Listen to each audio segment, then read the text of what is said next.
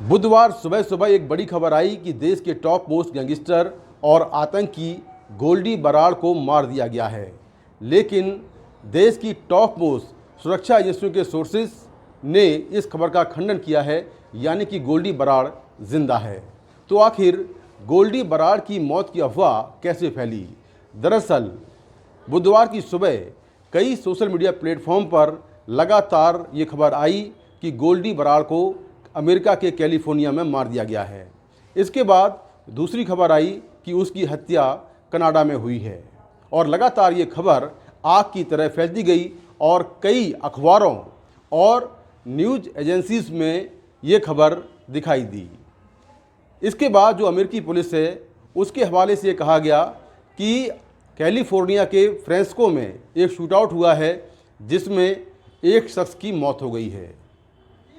फिर ये बात सामने आई कि गोल्डी बराड़ 30 अप्रैल को फ्रेस्को के एक बार में था और वहाँ पर उसका किसी बात को लेकर गैंगस्टर जग्गू भगवानपुरिया के साथी पवित्र सिंह से झगड़ा हो गया और पवित्र सिंह ने उसकी गोली मार दी जिससे उसकी मौत हो गई।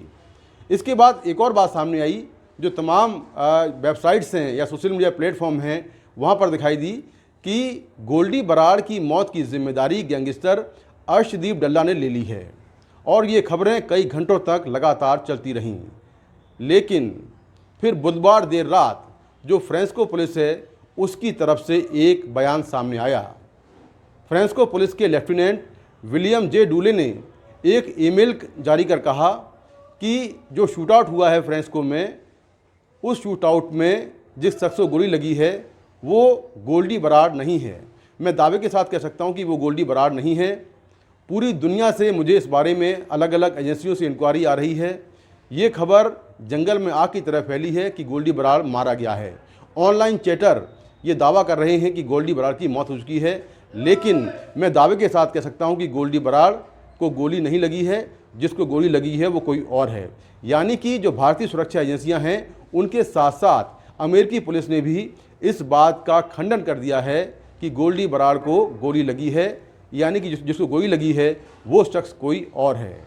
तो गोल्डी बराड़ को लेकर लगातार जो खबरें थीं वो चल रही थीं, लेकिन अब ये साफ हो गया है कि गैंगस्टर गोल्डी बराड़ जिंदा है।